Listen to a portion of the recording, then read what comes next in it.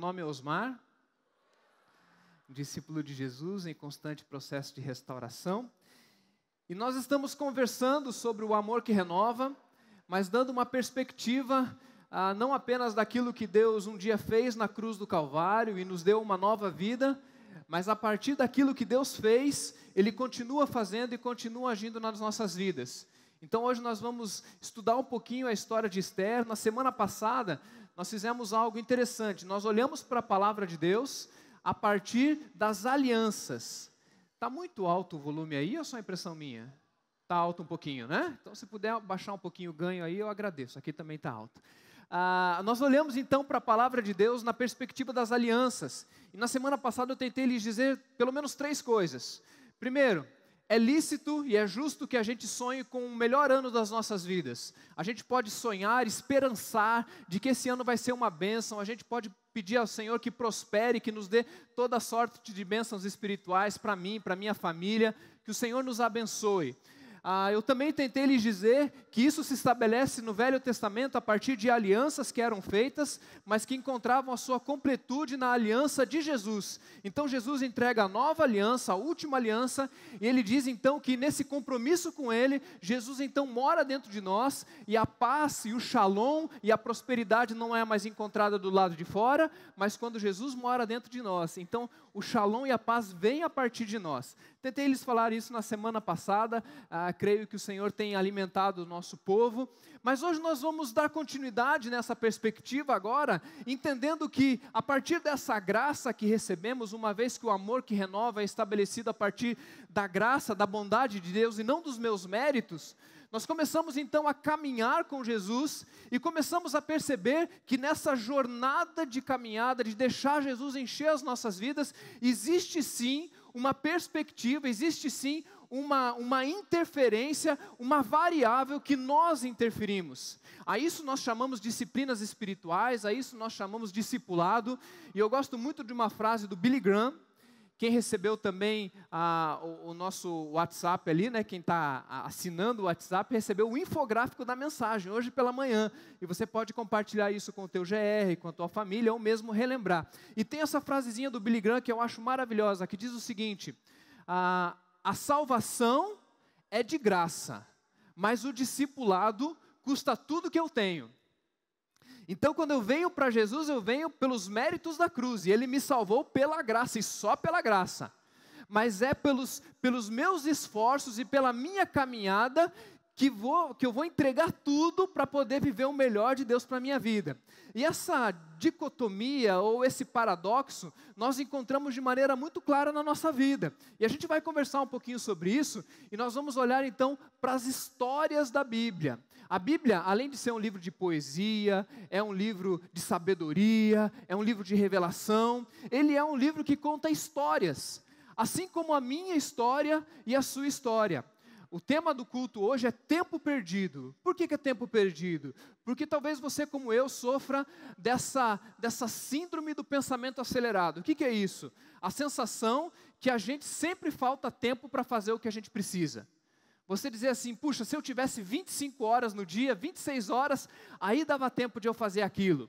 Dizem que as redes sociais, John Piper diz isso, que as redes sociais só servem para uma coisa, para que quando a gente chega no dia do juízo, Deus fale, você tinha tempo de orar assim, ficou lá no Instagram, ficou lá no Facebook. Né? A impressão que a gente tem é que a gente falta tempo para tudo que a gente quer fazer. E não adianta a gente ter 25 horas, 26 horas, nós vamos arranjar. Quando eu era mais jovem, né, com meus 15, 20 anos, eu lembro que eu alugava fita de VHS. E a gente... Lembra disso? Não, depois veio o DVD, mas eu sou do tempo que tinha que rebobinar, senão você pagava multa na locadora. Amém, igreja? E a gente alugava uma fita por semana e tentava arranjar tempo para ver um filme por semana, e daí fazia pipoca, sentava todo mundo, não é isso? E aquela época parecia que a gente, por não ter internet, por não ter iPad e tal, a gente falava, puxa, esse negócio vai facilitar a nossa vida, a gente vai ter mais tempo para fazer as coisas. Lê do engano. Hoje, tem gente que assiste, numa semana normal, 5, 6 episódios de uma série. Vira a noite assistindo a série, novela. porque a gente, na verdade, não sabe administrar o tempo. A gente vive com essa síndrome de que a gente tem sempre que correr, e isso causa algo muito ruim. A sensação que dá é que tudo passa muito rápido. Eu estava olhando de vez em quando foto dos meus filhos, com seus 4, 5 anos, dá vontade de chorar, gente. Porque parece que foi ontem. E quando eu olho para o lado, tem um homem lá, de 14 anos, com bigode, chamado Luca, meu filho. Era ontem que ele estava puxando aqui puxando a minha calça. E a sensação que dá é que o ano passa rápido, outro dia aí eu estava solteiro, agora já tenho 17 anos de casado. Que loucura é essa? E na nossa correria de vida, nós percebemos que muitas vezes perdemos a consciência de quem somos, do que está acontecendo. E o Dallas Willard, ele fala que uma das ilustrações no livro A Conspiração Divina é que se você entra dentro de um avião supersônico, daqueles que quebra a velocidade da luz, se você está muito rápido, você não percebe mais se você está de cabeça ou de ponta cabeça. Porque você está muito rápido. Então, se você acha que está indo para cima, você está indo para baixo, você está indo para baixo, está indo para cima, porque você perde a referencial. As nossas vidas, talvez, estão experimentando essa velocidade tão rápida, que nós perdemos a consciência do que é certo e do que é errado, do que eu devo fazer e do que não devo fazer, se é tempo disso ou não é. A gente acaba vivendo tempo perdido. Mas a Bíblia fala que Deus interfere no nosso tempo. A Bíblia fala que apesar de nós perdermos a consciência e às vezes não conseguimos nem perceber o que Deus está fazendo na nossa vida, a Bíblia nos revela um Deus que entra na história. A Bíblia revela um Deus que, apesar de não estar preso ao tempo, Deus está supra-tempo, acima do tempo. Por isso que para Deus 1000 anos é igual a um dia igual a 1000 anos, porque Ele não está preso ao passado, presente e futuro. É metafísico, Deus está acima disso. Mas, de uma maneira maravilhosa, Deus ele entra dentro do nosso cronológico e Ele se revela dentro da nossa vida e da nossa história. E nós vamos então percebendo isso. E para mim, essa é uma das razões mais importantes pelas quais a Bíblia contém os livros históricos, contando a história de pessoas, contando a história de casais, de famílias e contando a história de um povo, a saber, especialmente o povo de Israel, o povo judeu. Se você quiser conhecer a história do povo de Israel, você não precisa ler o Velho Testamento inteiro, tá bom? Você tem que ler de Gênesis até Ester. Poxa, já é bastante, né? Não, mas se estiver dedicado, você lê. Se estiver interessado, você lê. Eu quero saber a história. Desde Adão até Ester, você consegue ver essa história. Até Jó, ok? É que Jó vem depois de Ester, mas Jó acontece na época de Abraão, tá bom? Mas se você quiser ler os livros históricos, esses são os livros históricos da Bíblia. E o mais importante desses livros históricos é que Deus, então, ele vai interferindo. E eu gostaria de contar para vocês a história de Ester. Por isso eu peço que você então leia na sua Bíblia Ester, capítulo 4, a partir do verso 12. Ester 4, 12. Pode procurar na sua Bíblia, tem o livro de Ester, sim, tá? Eu conferi antes de vir para cá. Que são alguns livros que a gente lê pouco, né? Hoje à noite, se você quiser fazer isso antes de dormir, leia inteira a história de Ester. Talvez você nem durma de tão emocionante que é, né? Parece filme, tem traição, tem injúria, difamação, vingança. É muito legal. Então depois você lê Ester, muito joia. Mas vamos destacar alguns versículos, Ester 4, de 12 em diante, tá bom? O pessoal do multimídia, de 12 em diante. Quando Mardoqueu recebeu a resposta de Ester, mandou dizer-lhe: não pense que pelo fato de estar no palácio do rei, você será a única entre os judeus que escapará. Pois se você ficar calada nesta hora, socorro e livramento surgirão de outra parte para os judeus. Mas você e sua família, e a família do seu pai, morrerão. Quem sabe se não foi por um momento como este que você chegou à posição de rainha? Então Ester mandou esta resposta a Mardoqueu: vá reunir todos os judeus que estão em Suzã, jejuem em meu favor, não comam nem bebam durante 3 dias e 3 noites, e eu e minhas criadas jejuaremos como vocês, e depois disso irei ao rei. Ainda que seja contra a lei, se eu tiver que morrer, morrerei. Se Deus fizer, se não fizer, Ester sabia disso, não sabia não? Se tiver que morrer, morrerei. Mardoqueu retirou-se e cumpriu todas as instruções de Ester. Vamos orar mais uma vez? Deus eterno, muito obrigado pela tua palavra. Mas muito obrigado por esse tempo que a gente está aqui hoje debaixo dessa tenda. porque nós estamos atentos ao Senhor, porque o Senhor já falou com a gente através das músicas e nós já falamos contigo. Mas agora, Deus, que a Tua palavra salte aos nossos olhos e a Tua palavra seja de fato viva e eficaz à medida que aplicamos as nossas vidas. E que cada um nesse auditório possa perceber a Tua presença aqui e tomar decisões relevantes para a sua vida. Nós pedimos assim, pela Tua graça e misericórdia, em nome de Jesus. Amém. Amém. Irmãos, a história de Esther, como eu falei, ela é maravilhosa. Especialmente porque ela mostra um jeito de olhar para a vida de uma maneira que às vezes a gente não faz. Esther, ele quase não entrou no cânon. O que é o cânon? É essa compilação de 66 livros que compõem a Bíblia, porque em nenhum momento do livro de Esther aparece a palavra Deus. Apesar de não aparecer a palavra Deus, nós percebemos que Deus está controlando a história de Esther. É interessante porque ela passa na Pérsia, logo depois do exílio babilônico, o povo judeu passou por alguns exílios, um deles foi esse. E se você conhece a história de Daniel, dos seus amigos, né? É mais ou menos um pouquinho depois daquela época, quando o povo da Babilônia, Nabucodonosor e depois os persas, eles trazem para a Babilônia as pessoas mais inteligentes e as mais belas. Então, provavelmente, Esther era bonita por causa da família dela, muito bonita. E ela tinha um tio chamado Mardoqueu, ou Mordecai em algumas versões.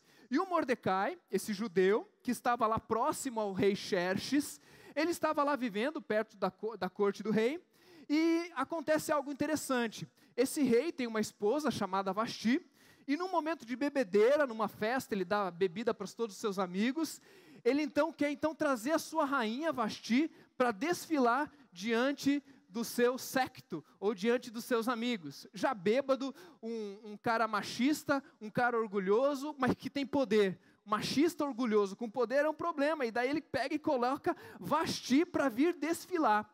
E essa mulher Vasti, ela diz, não, eu não vou porque eu tenho dignidade, e por mais que você seja o meu marido, eu não vou lá desfilar.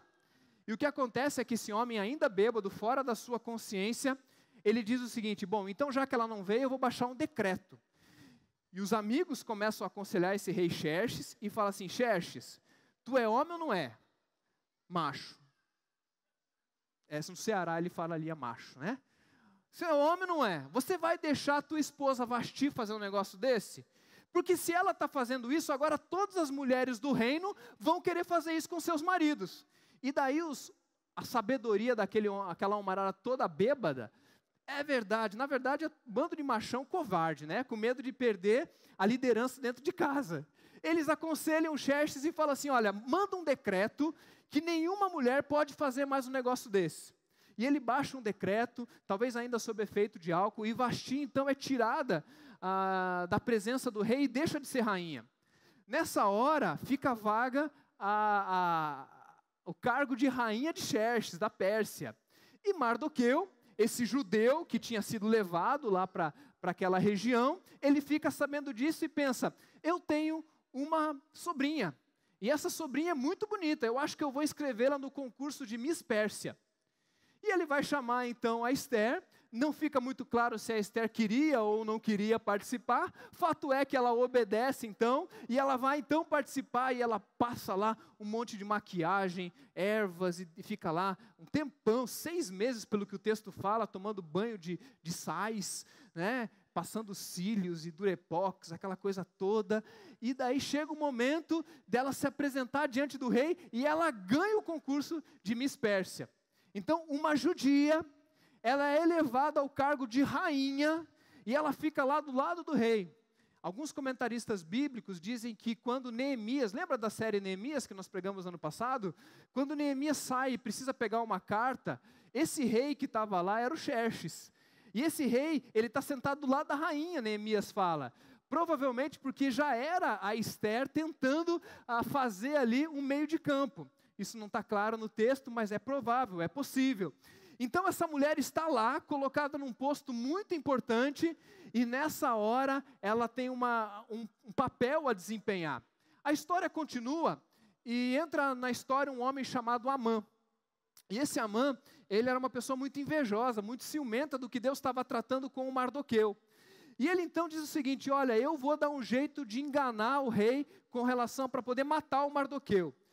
Eu só vou dar os melhores momentos para você ver o final da história. Não vou dar spoiler do final, tá bom? Da história, mas eu vou te contar os melhores momentos.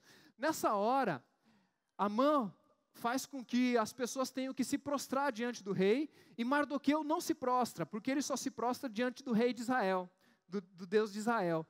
E isso é chegado até o rei, que baixa um decreto dizendo que todos os judeus deveriam ser mortos, deveriam ser dizimados, um genocídio. Quando vem esse decreto, Mardoqueu fica desesperado, e você pode perceber que o povo judeu não é de hoje que convive com essa coisa de genocídio, né? Lá no Egito, quase acabaram com o povo judeu, na Babilônia, quase acabaram com o povo judeu, e no século passado, na época dos nazistas, quase acabaram com o povo judeu novamente, milhões de judeus sendo mortos, e não é de hoje que a história do povo de Deus convive com muita luta, com muita dor, com muito sofrimento. Pensa comigo, o povo que chama Deus de Senhor, um povo que Deus escolheu para manifestar a sua glória, passa por lutas e dificuldades tremendas na sua história enquanto povo. Eu não estou nem falando de personagens específicos, eu estou falando do povo mesmo, do povo de Deus ser sofrido. Às vezes dá até medo de dizer, eu sou povo de Deus, né? Porque parece que dentro do pacote vem sofrimento, vem dor, vem luta. E nessa hora, então, Mardoqueu vai falar com Esther e fala, Esther, vão acabar com o nosso povo. Tem um decreto aí que daqui a um tempo vão matar todos os judeus. E nessa hora vem a expressão que nós acabamos de ler. Mardoqueu olha para Esther e diz assim, quem sabe não foi para este momento que você chegou até a posição de rainha. E nessa hora, Esther está diante de um dilema, que é tomar uma decisão. Esse tempo que Esther estava vivendo, era um tempo onde ela tinha que decidir o que ela faria. Ela chegou até uma posição que ela precisava tomar uma decisão. Eu não vou contar o final da história, você vai ter que ler o livro, tá bom? Tem gente que já conhece e já viu na novela, né? Passou uma novela aí da Esther. Mas depois você lê a Bíblia que o livro é melhor que o filme, tá bom? Então, o que acontece nessa hora? Esther vive um dilema que eu acredito que eu e você vivemos também muitas vezes, que é tomar decisões e entender qual é o tempo que nós estamos vivendo. Para mim, existem pelo menos 3 maneiras em que nós entendemos e conseguimos compreender como as coisas acontecem na nossa vida. O primeiro, são o tempo onde Deus interfere diretamente na nossa vida. Momentos onde nós não podemos negar que foi Deus quem fez. Você olha para um acontecimento e você vislumbra algo que se moveu e que gerou algo que você diz assim, foi Deus. Não tem dúvida, não tem discussão, não precisa provar. Eu sei que foi Deus. Esses momentos, eles são especialíssimos na nossa vida. Mas talvez eles são poucos. Nós podemos contar nos dedos. Quantas vezes nós podemos dizer que foi Deus quem interferiu, que mexeu, que rodou e que fez acontecer. Eu vou dar um exemplo para você. A minha filha, eu tive o Luca, e depois a gente teve a Laura, 2 anos e meio depois. E a Laura, quando a minha esposa estava grávida de 3 meses, a minha esposa teve um deslocamento de placenta. E para você que é mulher que sabe o que é isso, quando desloca a placenta, sangra. E quando sangra e você corre para o hospital com sangramento, o que os médicos dizem é, perdeu o bebê. E com o volume de sangue que havia acontecido, o médico olhou para aquela situação, nós corremos para o hospital, e o médico disse, perdeu o bebê. Amanhã pela manhã nós vamos fazer a curetagem, que é tirar o bebezinho lá de dentro, que estava se formando. Eu não contei isso para minha esposa, guardei isso no meu coração, porque no outro dia de manhã ia acontecer.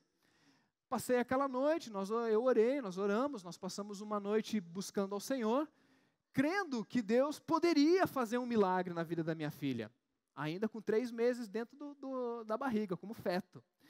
No outro dia pela manhã, antes do procedimento, nós fomos até uma sala onde vai fazer um ultrassom para checagem, né? E passa ali aquele gelzinho, ele esquenta, né? Passa o gelzinho e daí passa ali aquele instrumento para tentar ouvir o coraçãozinho. E ele passou e a gente quase sem esperança, de repente, ele encaixa de um jeito e a gente escuta. Que é o coraçãozinho da minha filha batendo. Hoje a minha filha tem 11 anos, é uma coisa linda, minha filha. Uma bênção. Se Deus fizer, Ele é Deus. E Ele fez, e não tem como negar que Deus fez esse milagre na minha vida. E ela continua sendo um milagre. Agora quase uma adolescente me dando dor de cabeça. Ela falou, papai, eu nunca vou casar. E eu filmei isso. Falei, você nunca vai casar. Passaram algumas semanas atrás, eu tenho ouvido umas coisas que eu estou arrepiado. Glória a Deus, é o ciclo da vida, que assim seja, né? Mas está lá a bênção, e foi Deus que fez, e não há dúvida disso. Contudo, existem outros momentos na nossa vida, onde nós precisamos entender que Deus está no controle das coisas, e Ele é o alfa, e Ele é o ômega, Ele é o princípio, e Ele é o fim, e Deus é soberano, amém, gente?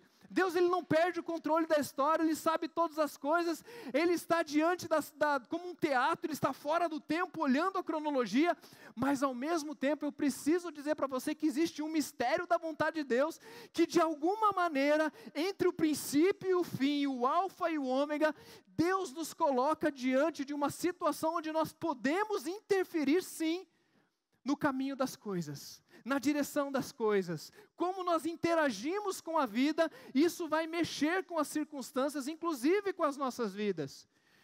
Deus não perde a soberania, mas Ele de alguma maneira soberana escolheu entrar na história e conviver com as nossas decisões.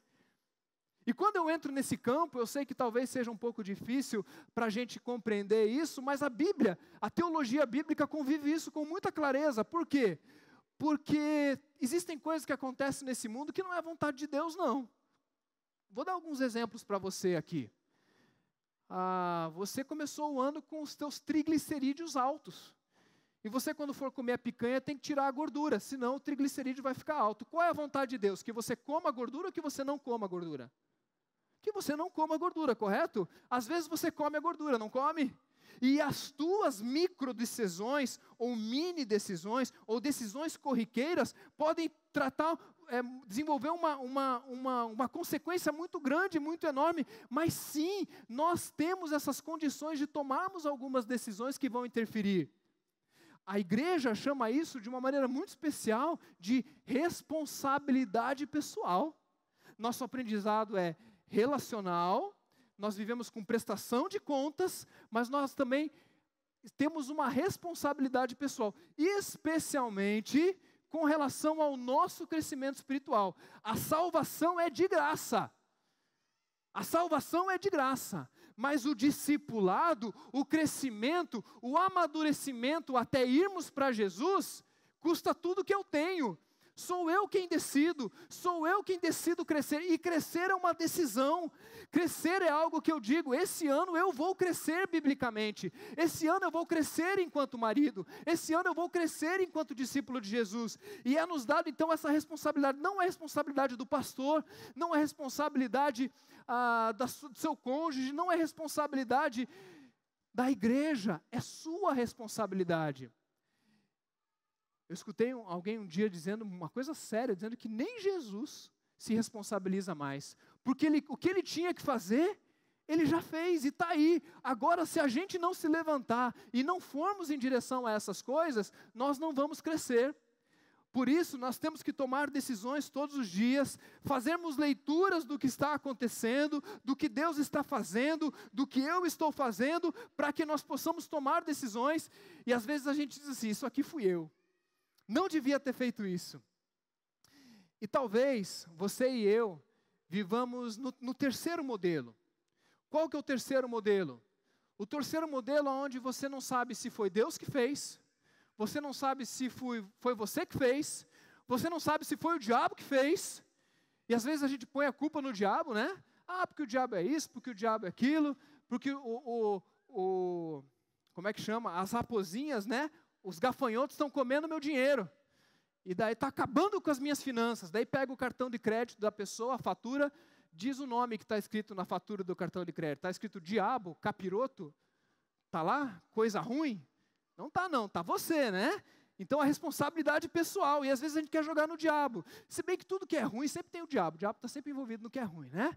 Mas talvez você viva numa perspectiva e numa dinâmica de não ter completa certeza de quem causou aquilo.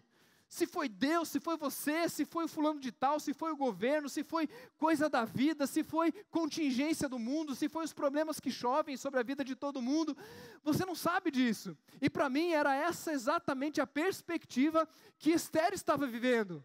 Olha que lindo! Mardoqueu, quando olha para Esther, na situação que ela vivia, ele lê algo. Mardoqueu está consciente, dizendo, algo está acontecendo na história do meu povo. E quando ele olha, ele fala assim, Esther, quem sabe?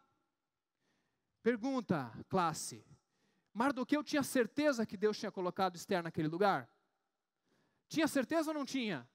Não tinha, gente, porque o texto diz claramente, quem sabe? Ele estava vivendo junto com Esther esse momento de dúvidas.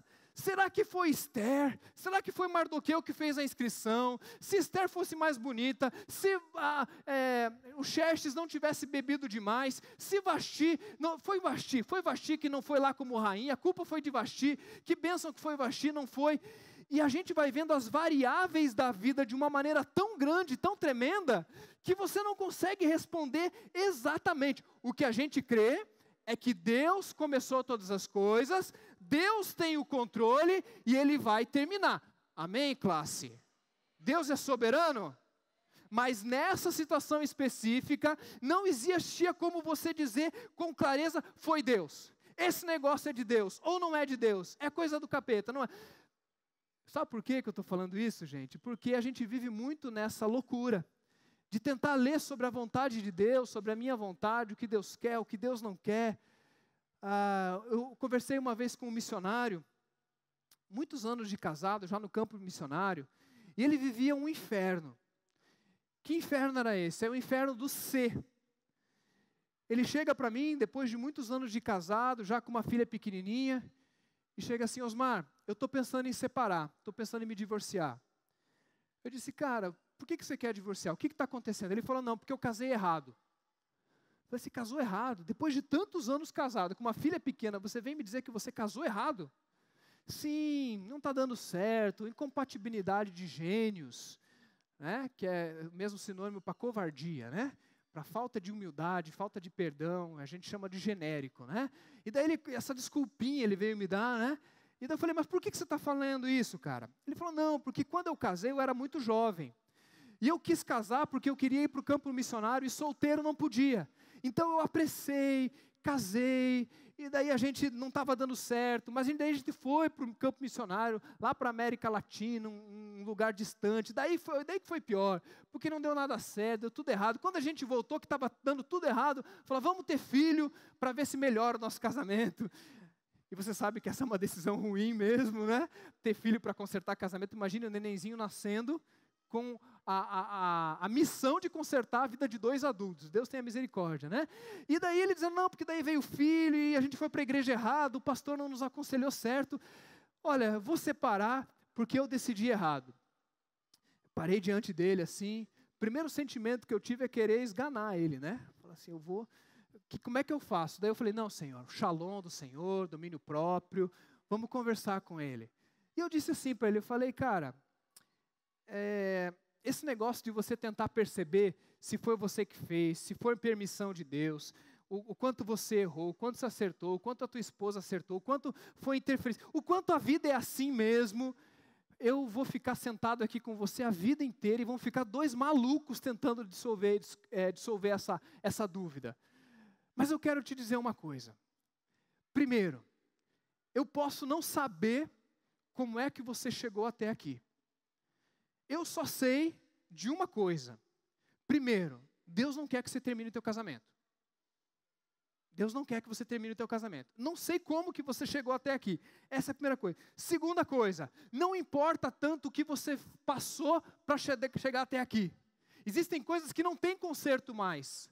Ou você entra em paz com o teu passado, ou você perdoa as pessoas que te fizeram mal, de uma vez por todas, ou você vai ficar jogando culpa sobre a vida delas e sentindo culpa por se deixar abusar pela vida delas. Então você perdoa, na verdade já não estou falando com ele, tá? Estou falando com vocês, estou falando para mim agora, tá? Ou você perdoa quem fez mal para você, ou você vai viver nessa crise do ser. Ou você perdoa a você mesmo, porque você sabe que errou, você sabe que teve atitudes erradas. Tem alguns psicólogos que falam até de perdoar a Deus. Eu não acredito nisso, porque Deus não precisa ser perdoado, porque Ele nunca fez nada errado. Mas você conhece gente que tem raiva de Deus, porque permitiu que aquilo acontecesse, e olha para o passado e diz: se o Senhor não permitisse aquilo, se aquilo não acontecesse, eu não estava aqui. E meus irmãos, eu estou olhando para um auditório lotado, lindo demais. Vocês são lindos, já te falaram antes que vocês são lindos? Igreja de Cristo é linda demais, né? E eu não sei como é que você chegou até aqui. Eu não sei quais são as variáveis que fez você chegar até aqui. Muita coisa boa aconteceu na sua vida, mas talvez tem gente aqui que está aqui porque muita coisa ruim aconteceu na sua vida. Muita coisa. E só está aqui agora diante da palavra de Deus, diante da igreja de Cristo, porque muita coisa ruim aconteceu na sua vida. E a gente olha para o nosso passado e começa a entrar em paz com relação a Deus, dizendo: Deus, se o Senhor fez, o Senhor é bom. Se o Senhor não fez, o Senhor é bom.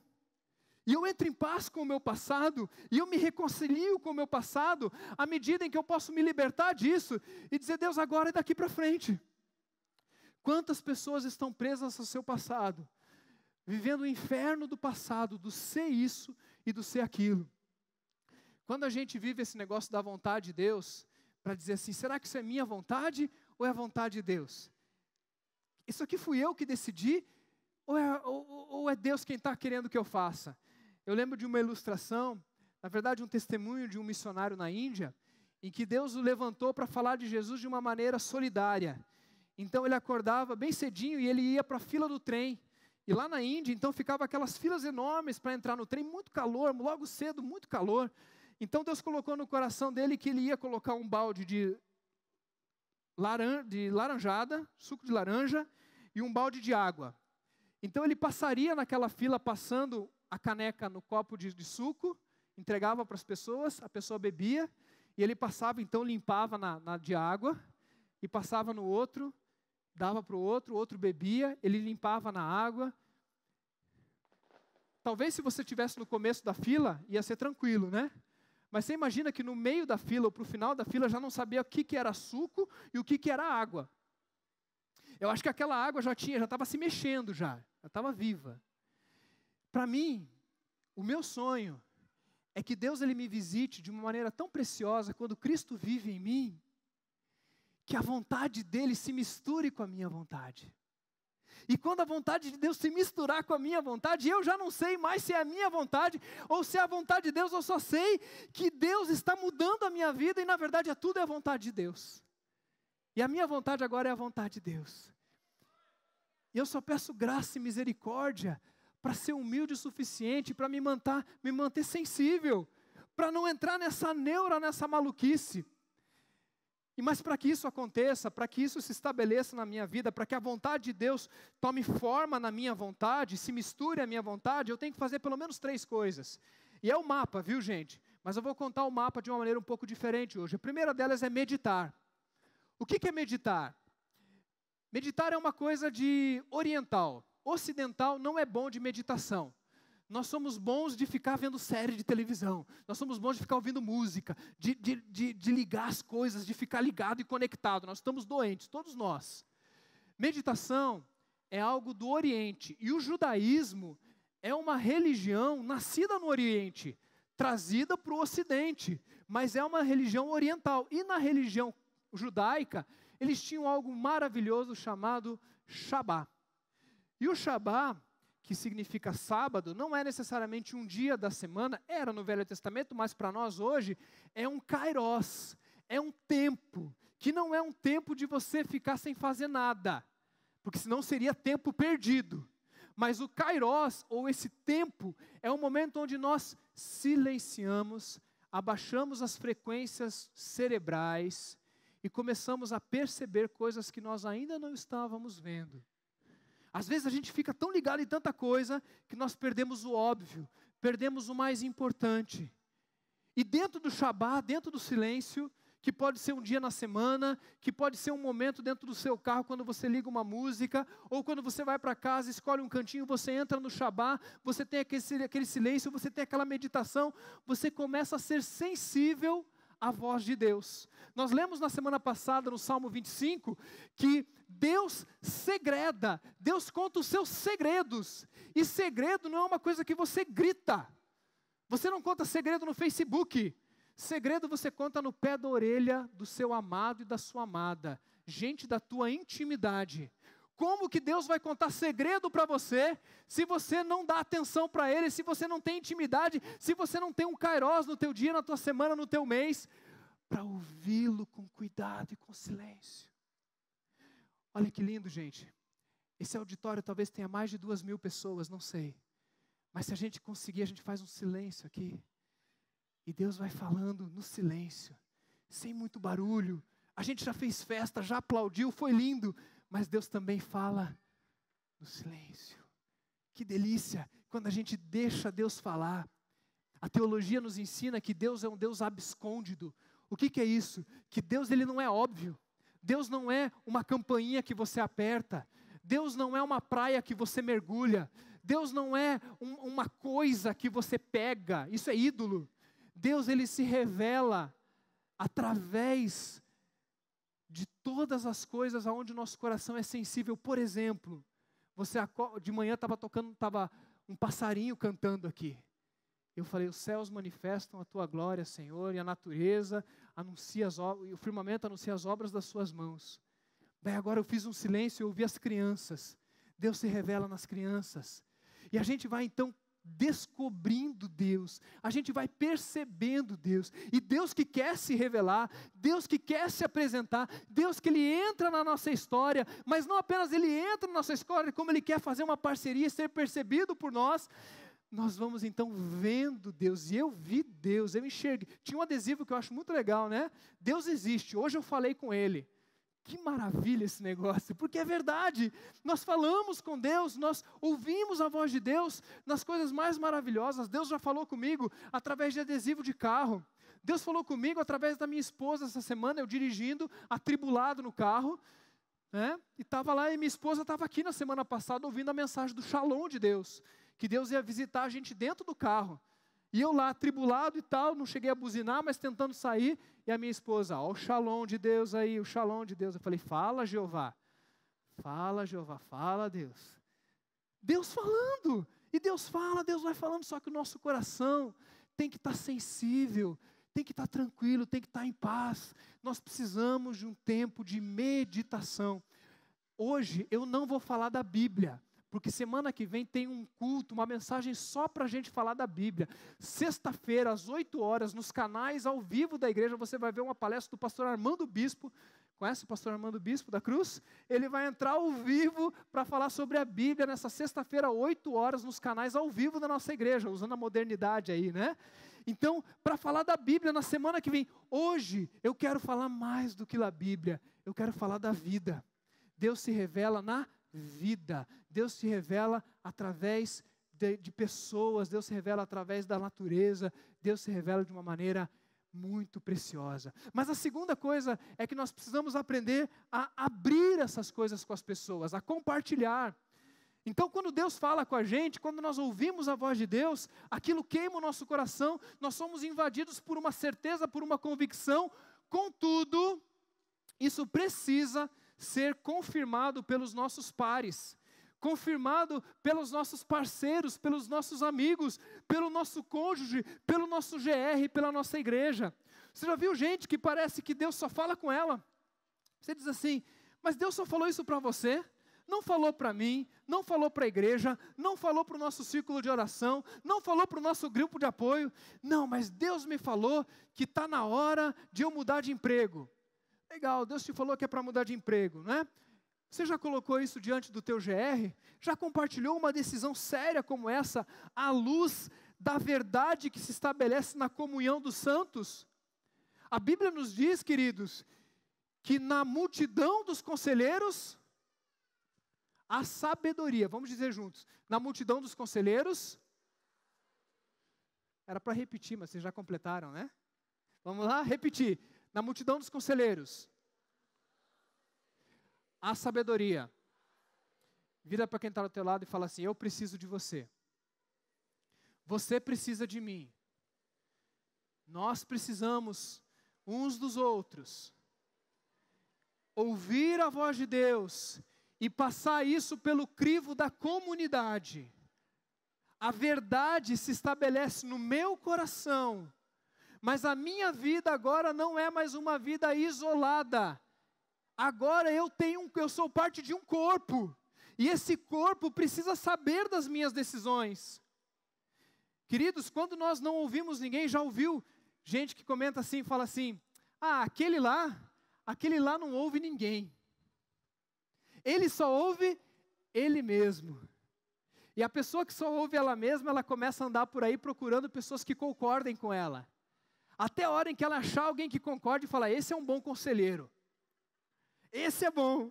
E Esther passou por um negócio interessante, porque ela estava nessa de ouvir Deus, e a palavra Deus não aparece no livro, mas Deus está, e ela está lá tentando ouvir Deus, e de repente ela vai falar com o primo dela, que é família, e que é também povo de Deus, judeu, e ela então compartilha aquela situação, e daí o Mardoqueu fala assim: olha Esther, quem sabe, ele não chega dando lição, né? Fala assim: Esther, continua pensando aí, mas quem sabe, não foi por esse motivo. Olha que bênção de GR, olha que bênção de família, alguém chegar para você e falar assim: querido, quem sabe não está na hora de você não vender esse carro?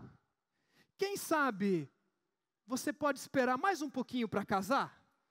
Quem sabe ano que vem? Uma dica boa para quem está querendo casar: vá devagar. Essa dica é ótima, né? Vá devagar, não tenha pressa. Porque se ele quiser fugir, então ele vai fugir depois de casar. Então calma, né? Vá devagar, alguém que vai chegar. E daí o Mardoqueu diz para Esther: Esther, quem sabe?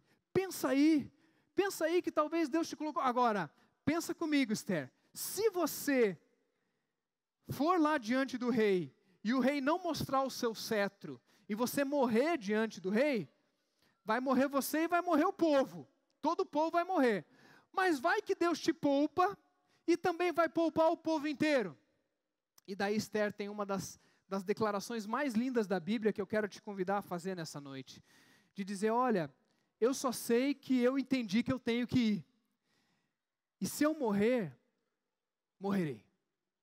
Se eu estou dentro da vontade de Deus, que começou a história, que terminou a história, e que está passando por mim, e eu estou entrando nessa história, e isso for morte, amém. Deus é bom. Meditar, abrir e planejar. O que é planejar, gente? Planejar é tomar uma atitude. Planejar é escrever, é pensar no que vai fazer. E conseguir entender qual é a vontade de Deus para a gente é uma das coisas mais difíceis que tentamos fazer. Eu já falei sobre vontade de Deus aqui. É difícil às vezes a gente saber: Deus, está na hora, não está na hora. Eclesiastes capítulo 6, versículo 8, diz que há um tempo certo para todas as coisas. Há um tempo certo para todas as coisas. A grande pergunta é: será que está na hora? Será que eu tenho que fazer isso? Será que eu tenho que fazer aquilo? Não são poucas as vezes em que eu convivo com uma sensação de que eu não sei o que fazer. Eu queria que a gente orasse daqui a pouco por pessoas e por todos nós que temos que tomar decisões sérias na nossa vida. E a gente às vezes geme para tentar saber: Deus, qual é a tua vontade? Eu estou tentando te ouvir, eu estou ouvindo os conselheiros, e agora eu tenho que tomar uma decisão. Deus, qual é a sua vontade? O que eu tenho que fazer? E Esther faz um negócio maravilhoso. Ela chama as suas criadas e ela fala para o Mardoqueu e fala assim: Mardoqueu, jejum e oração. Agora é hora da gente botar o joelho no chão e parar de comer. E Esther bota todo mundo para orar, porque ela sabia que a decisão que ela tomaria seria uma decisão muito séria. E algumas decisões, queridos, eu concordo com você, que você não precisa orar tanto. Algumas delas nem precisa, é só abrir a Bíblia e a decisão está tomada. Não é verdade? Tem algumas decisões que você não precisa orar, você precisa ler a Bíblia. Leu a Bíblia, nem ore, faça. Está ali? Faça. Mas muitas coisas a gente precisa gemer, muitas coisas a gente precisa sofrer, muitas coisas a gente precisa... E olha, eu não sei nem se não são nas maiorias das vezes. Sabe aquela sensação de dizer, Deus, eu não estou entendendo nada? O ano mal começou e eu já não entendi nada. Eu já não sei, eu não estou entendendo por que isso aconteceu, por que aquilo aconteceu. Eu não estou entendendo como é que eu cheguei até aqui. E pior, eu não só não estou entendendo nada, como eu não tenho a mínima ideia do que eu vou fazer. Alguém já passou por isso? Alguém se identifica? Eu não tenho ideia do que eu vou fazer. Lá em Curitiba, a minha sala tinha uma mesa. E fizeram uma mesa grandona, grande demais. Eu nem gostava daquela mesa porque ela era muito grande. Mas depois eu descobri por que Deus me deu uma mesa tão grande. Porque várias e várias vezes no ministério, a gente tem que tomar decisões enormes, grandiosas. E nessa hora a gente fica morrendo de temor. A gente escuta e tal, mas chega uma hora que a gente tem que tomar uma decisão. Não é o outro, é responsabilidade pessoal. E nessa hora eu descobri que eu podia entrar debaixo da mesa. E embaixo da mesa era o meu Shabá. E ali eu entrava quebrantado, porque eu não sabia de nada. Eu falava, Deus, eu não sei, Deus. E eu fazia aquela oração de gemidos inexprimíveis. Eu nem sabia o que pedir, porque eu não estava entendendo nada. Eu falava, Deus, eu não sei, mas o que o Senhor está fazendo, o Senhor vai garantir, porque o Senhor é bom e sabe amar. Mas Deus, me mostra o que eu tenho que fazer. E não raras vezes eu levantava, a resposta já estava dada. Já estava pronto. Tocava um telefone, alguém me ligava, eu lia mais um texto, eu era visitado com a vontade de Deus, de uma maneira muito gostosa. Só que a gente vai perdendo esse hábito de orar e de jejuar também, porque o jejum é bíblico, não o jejum para mover a mão de Deus, como eu falei na semana passada, né? Eu vou jejuar para ver se Deus me abençoa. Não. O jejum é uma prática de quebrantamento físico que nos lembra que se eu não consigo viver um pouquinho sem comida, quanto mais sem Deus. Se eu não consigo viver sem um pouquinho de alimento físico, que dirá sem alimento espiritual? Então o jejum é uma prática da gente se sentir frágil para poder quebrantar o nosso coração e orarmos. E o Almeida dirigiu um tempo de oração aqui interessante. Ele falou, quem puder, se ajoelha. E eu não sou legalista, viu, gente? Vocês vão me conhecer a ponto de saber que não fico olhando quem ajoelhou, quem não ajoelhou. Mas Deus escuta aquela oração quando você coloca a cabeça no travesseiro e você já está quase dormindo e você fala, ai Deus, não vou levantar não, mas quero orar sobre isso. Deus escuta essa oração? Claro que escuta. Deus escuta, Ele não está se preocupado se você está sentado em pé no banheiro. Ele escuta a tua oração. Mas eu tenho aprendido também que existem algumas práticas na nossa vida, algumas disciplinas espirituais, que me ajudam a entender o valor daquilo. E quando eu oro de joelhos, quando eu me prostro, eu estou ensinando e mostrando para mim mesmo o quanto eu preciso de Deus. E talvez eu tenha que colocar a boca no pó para ver e pedir, Senhor, tenha misericórdia de mim. Porque logo a pessoa que não ajoelha, daqui a pouco nem está orando mais. E eu quero te convidar, eu sei que tem gente que talvez veio com uma saia e machuca, né? Tem gente que veio com uma calça e não quer rasgar, ou está com um problema, e olha, não é o lugar do julgamento, eu estou falando para o teu coração, que às vezes o hábito de se ajoelhar, o hábito de levantar as mãos, o hábito de se prostrar, de fechar os olhos e de jejuar, podem quebrantar o teu coração de maneira a você conseguir entender melhor a vontade de Deus. Ah, Osmar, isso é religião, isso é legalismo. Não é não. Sabe com quem que eu aprendi isso? Eu aprendi isso com Jesus. Jesus, quando ele vai escolher os 12, sabe o que ele faz? Ele passa a noite orando. Quando foi a última vigília que você participou?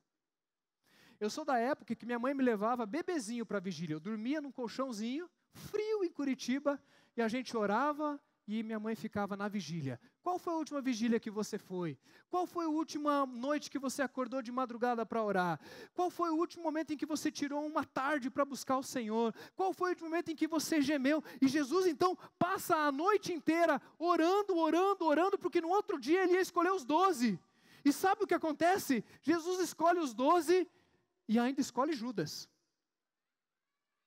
Ele escolheu Judas, pessoal. E é interessante porque talvez a gente pudesse pensar, orou tanto e ainda escolheu errado. Podia ter escolhido Matias, podia ter escolhido um outro, né? Mas escolher Judas.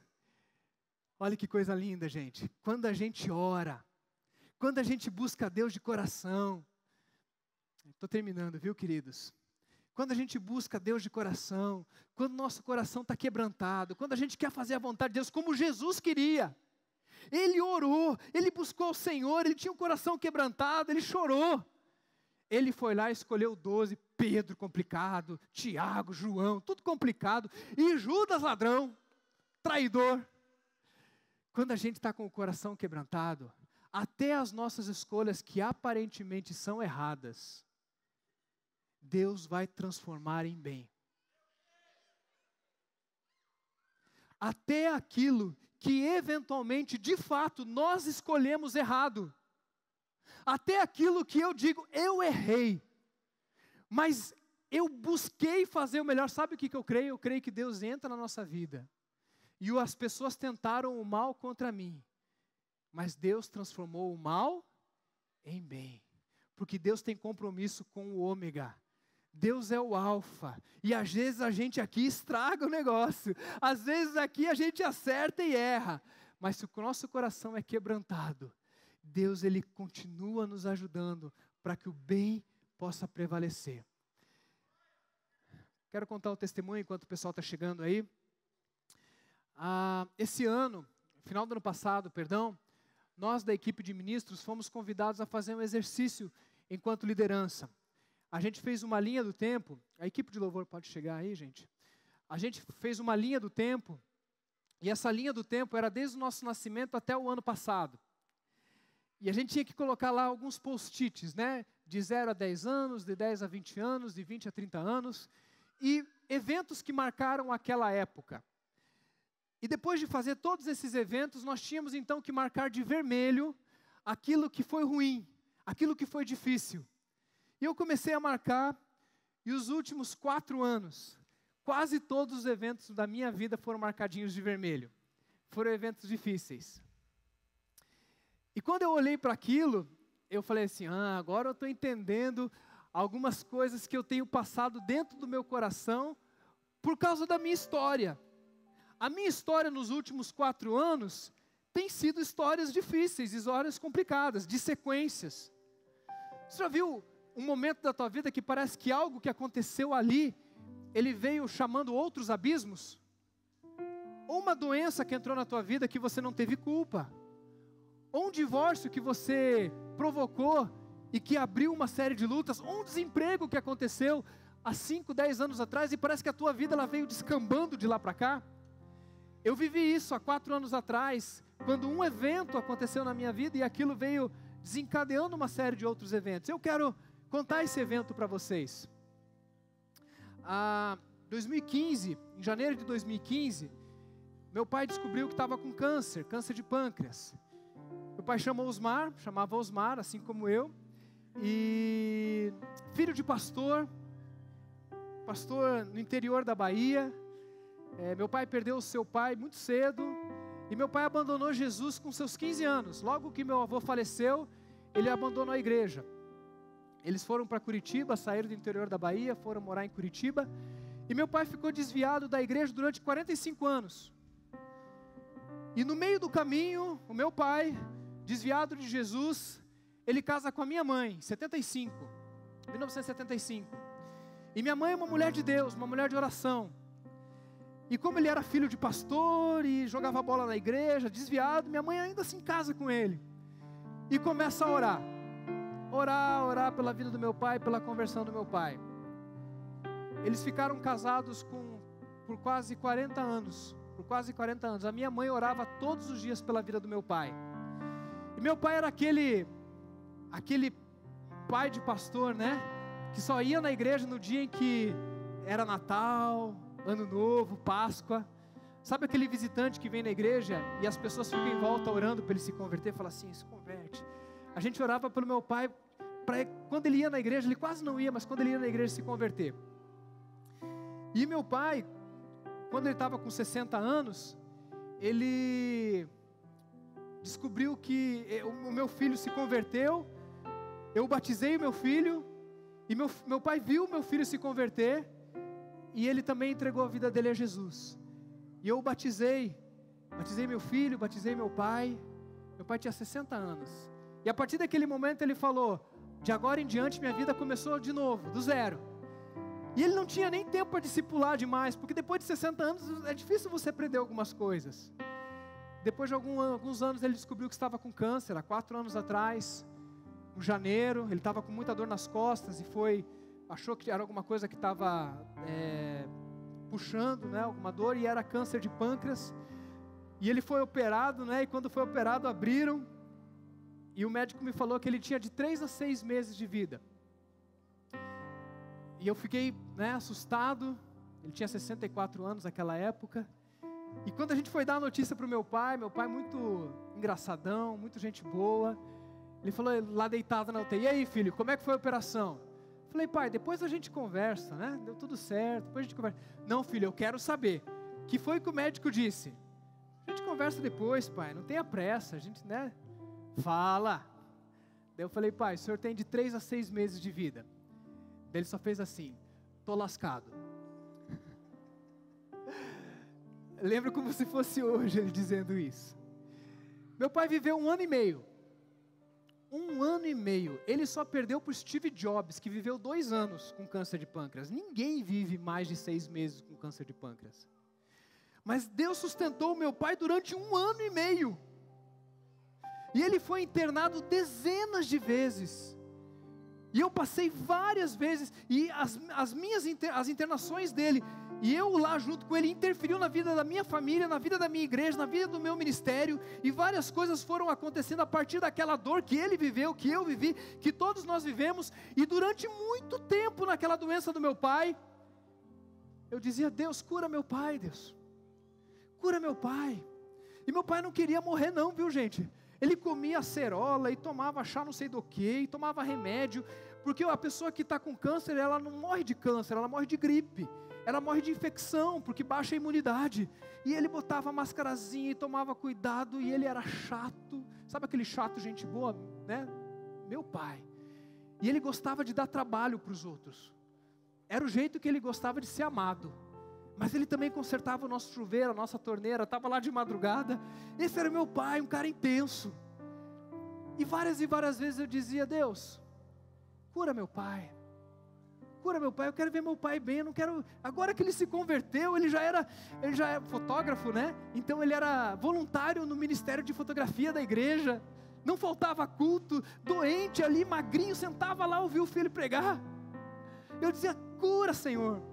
Mas depois de um tempo, depois de 6, 7 meses, ele muito doente, a família, a minha oração virou e dizia, Deus, leva meu pai, Deus, leva meu pai, abrevia o sofrimento dele, se o Senhor não está curando, leva meu pai, porque eu não estou entendendo por que tanto sofrimento, eu não estou entendendo por que a gente está chorando tanto, eu não estou entendendo por que essa dor inteira dele, a minha dor, a dor da minha família, todo mundo sofrendo. Quem já teve câncer na família sabe isso, que chega um momento que a gente ora pedindo, Deus, promove para a glória, tira desse sofrimento. Meu pai viveu 1 ano e meio, e eu tenho muitas respostas, tem um monte de coisa que eu não sei ainda, mas tem muitas respostas. Mas uma delas é que apesar do meu pai não ser um cara convertido há muitos anos, todas as pessoas que deitavam do lado dele, no leito de doença, ouviam falar do amor de Jesus durante 1 ano e meio. Todas as pessoas. Meu pai não era de fazer apelo no hospital, mas ele contava que ele era da igreja, que o filho dele era pastor, e que era muito legal, e daí mostrava a Bíblia, e não sei o que. Durante 1 ano e meio, Deus usou o meu pai, naquele leito de doença, para a glória dele. Porque se Deus curar, Ele é Deus. Se não curar, fica de pé para a gente orar. E a gente vai cantar essa música. Porque o meu desafio para você é o seguinte. Esse é o desafio para você nessa noite. Deus, eu não quero viver perdendo tempo. Deus, eu quero aproveitar as oportunidades, eu quero viver com senso de oportunidade. Deus, eu quero meditar na Tua palavra, eu quero meditar, eu quero ouvir o Senhor. Deus, eu quero perceber o Senhor, Deus. Mas Deus, eu quero uma comunidade onde eu possa abrir, eu quero amigos, eu quero falar isso com a minha esposa, eu quero escutá-la, eu quero me submeter à autoridade pastoral da igreja, eu quero me submeter à autoridade do corpo de Cristo, eu quero me submeter à palavra de Deus, eu quero meditar, eu quero abrir. Mas Deus, eu quero tomar boas decisões, eu quero planejar bem, eu quero fazer um caminho, eu quero que a minha vontade seja a Tua vontade. E nessa hora, eu quero te dar um segredo e uma pérola no final dessa mensagem, que é a seguinte: quando você pede que a tua história seja cheia da vontade de Deus, quando você pede que a tua história seja moldada por Deus, que os teus erros, os teus acertos, a tua ingenuidade, as tuas fraquezas sofram o mover de Deus na tua vida pela graça e pela misericórdia, a tua história cola na história de Deus. E o Deus do Alfa, que está cumprindo o Ômega, vai passar por dentro da tua história.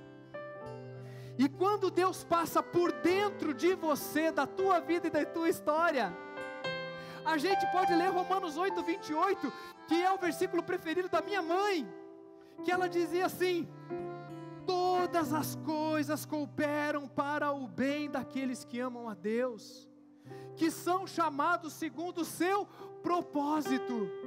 Queridos, não é o teu bem no sentido de todas as coisas bonitinhas brilharem na sua vida, mas é porque você está cumprindo o propósito de Deus. E se isso envolver a tua morte, morrerei, porque isso coopera para o bem daqueles que amam a Deus. Se isso é você passar por uma luta, por uma dificuldade, para você vir num culto como hoje e dizer: eu vou entregar minha família, porque todas as coisas cooperam para o bem daqueles que amam a Deus. E eu quero cantar isso hoje, mas eu queria que a gente pudesse fazer essa oração juntas. E o meu desafio hoje para você é dizer: Deus, qual é a tua vontade para a minha vida?